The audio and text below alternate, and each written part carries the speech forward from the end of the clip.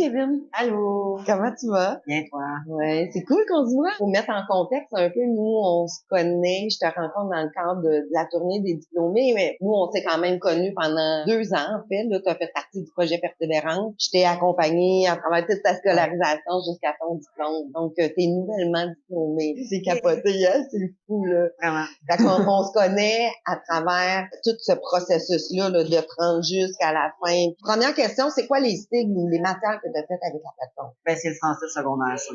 Ça a été toujours ma bête noire. Grosse faiblesse, ça a été le français. Déjà, le français, c'était complexe pour déjà. toi. Puis, ton français de 5e secondaire, c'était pas la première fois que tu essayais de le terminer. Moi, j'ai été aux écoles des adultes Ouais. en présentiel. Ça l'avait énormément floppé. Puis en même temps, la pandémie est arrivée, ça l'a encore plus floppé. Tu qualifierais ton expérience sur la plateforme de comment? Honnêtement, je dirais que c'est vraiment été quelque chose de différent. J'écris ma question, je me réponds dans la même journée, faire mes affaires sans problème. À ton rythme, à toi. Par exemple, une journée, là, tu veux faire, je sais pas, moi, 2 heures. Ben, tu fais 2 heures, puis y a pas de stress. Tu veux faire 4 heures, fais 4 heures. La vitesse à laquelle tu vas finir ton sigle correspond aux heures que tu mets dessus. Effectivement. Plus t'en mets, plus ça va vite. Est-ce que tu trouvais ça agréable de faire des études en ligne? Honnêtement, moi, j'ai adoré ça. Ta relation avec les profs, c'était comment? Ben, moi, j'ai eu Claudie Sandra, puis honnêtement, je m'entendais super bien avec, tu sais, elle prenait le temps avec moi de m'expliquer mes erreurs. Tu sais, oui, c'était lourd, mais au moins t'apprends, c'est en faisant des erreurs que t'apprends. On va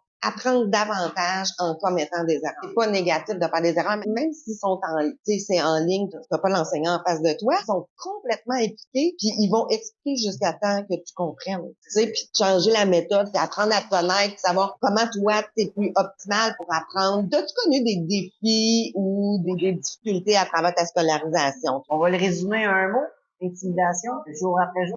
En étant sur la plateforme, est-ce que tu es venu apaiser certaines difficultés par rapport à l'intimidation? Tu sais, t'es chez toi, t'as la sainte paix. Y a pas personne qui va venir te bousculer. Il y a plus de menaces autour de toi. Est-ce que tu dirais que ça t'a aidé à changer ta perception de l'école? Ouais. Avant, j'ai essayé ça, l'école. Là, j'aime ça apprendre. Ça t'a ouvert les horizons aussi parce que c'était tellement traumatisant pour toi, l'école. Avant, c'est sûr que tu pouvais pas penser à finir l'école puis que ça soit positif. Tandis que là, tu t'es découvert en étant bon à l'école, en réussissant bien tes affaires, bien tes examens, puis de te rendre compte que finalement, c'est cool d'apprendre. Est-ce que tu songes à faire des études postsecondaires? Ben, je risque de faire un DEP. Puis la première fois qu'on s'était parlé, c'était pas très clair. J'étais comme, j'haïs ça l'école, moi je pense pas que je vais faire des études. Ça a changé complètement, là. C'est juste avoir mon diplôme pour dire que j'ai mon diplôme au moins.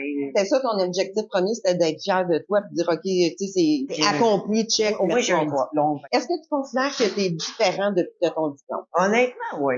En quoi? En tant qu'individu, c'est une fierté d'avoir accompli ça. Fait que là, il n'y a plus rien qui peut t'arrêter. C'est Si tu as été capable de faire ça, tu es capable de faire tout ce que tu veux. Tu as plus d'estime puis tu as plus confiance en toi. Toi qui as jonglé avec ce mot-là pendant 2 ans de temps, ben, qu'est-ce que tu comprends de ça? Qu'est-ce que ça signifie pour toi maintenant, le mot persévérance? Ben, même si ça te tente pas, même si tu veux pas, ben, fais des efforts. Graduellement, tu vas voir, tu vas arriver à tes objectifs. La persévérance, est-ce que c'est stable? Non? Non. C'est jamais stable, c'est comme la bourse, ça monte, ça descend.